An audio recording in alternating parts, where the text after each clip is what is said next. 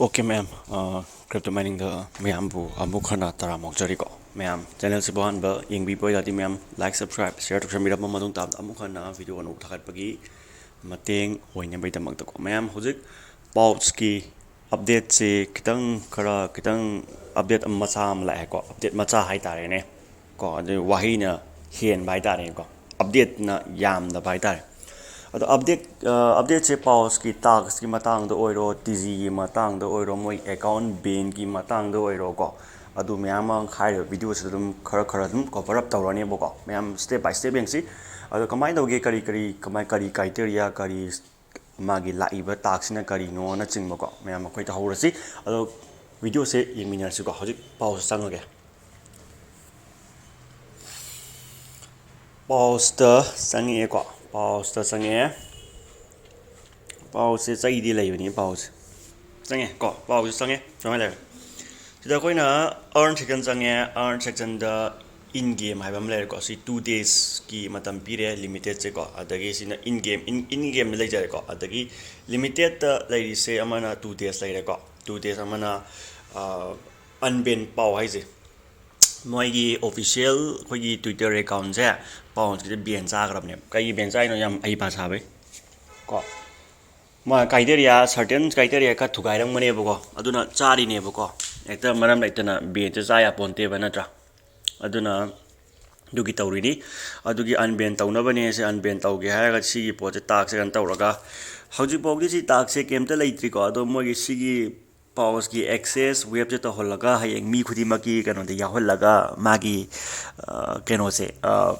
click सिंगसे लोइना phone दा यावरेना हारगा Mona थागतोइने Twitter को अदुगा अखोइजे खजक नत्रे दे ताहानदोइने बको अदु स्टेप बाय स्टेप तौसे येंगसी कमाइ तौगे को से अखोइना स्टार्ट मेलनी स्टार्ट में मतम सुमाइना थोलकनी को ब्राउजर में त खनबिरो ब्राउजर में खल्लनी अदुगा ब्राउजर में खल्ला कांदा वेरीफाई योरसेल्फ लाइ को वेरीफाई योरसेल्फ को सुमाइना एनिमल एसोसिएट कितंग आयु को आई नेट से सिदा एड टू होम स्क्रीन हाइसे सिदा मेसलो got it मेलो को अदुगा मेल अकांदा सिजे got it मेलो को अदुगा सिगी मथक्जिदा सुमाइना मेलो अदुगा add to home screen यावब्रम add to home screen को add to home screen make को अदुगा add to home सि पाउंस make को पाउंस आई नेटवर्क से ननी तौरिस make को से add तौग्रे अदुगा सुमाइना ओ तो नंग सिदा यावरे को पाउस सिदा यावरे को सी पोचे मेलो को मेसलो अदुगा अमुतंग हांगदोहलो को हांगची हांगदोख्रे को हांगदोख्रे कांदा नंगी पाउस तलाओ अदुगा सिगी पोचे पाउसे कनो तौरो रिफ्रेश होंदोंग तौरो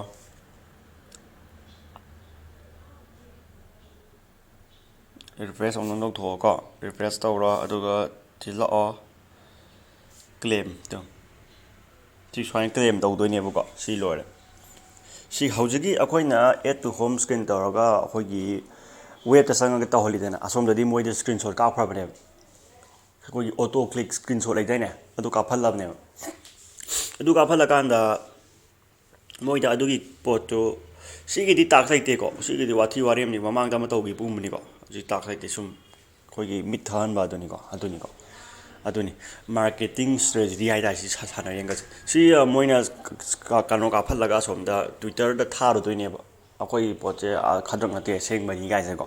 अदुगी पोचे अनबेन तौहन्नबा अंकनेबो सी लेरा अदा कोइ पाउंड्स की हिदा मोइना बेन दाइसे पाउंड की मोइगी अकाउंट सस्पेंडेड थारजुबजा सी अनबेन तौहन्नबनेबो दोगिनी अजा हाइजे दम मागी लिस्टिंग की टीजी की मतांगी खरा हाइरे को करीनो येंसी अखोइना पिक्चर सी जूम तौ मतमदा पिक्चर से अहमदा फेंटम द तौरनी से नोय खोइ लोइ खंगनारे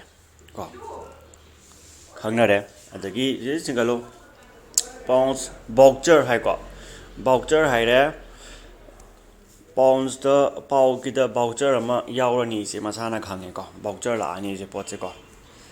अदगी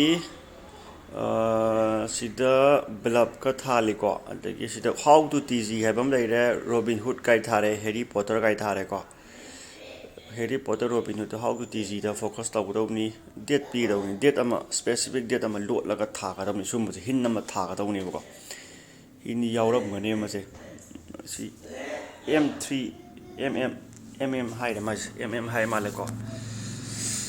MM oidoini MM je handakti oiroi ko amadi thakadawni ni yawdawni yawde ko ada hojibawgidi moi TG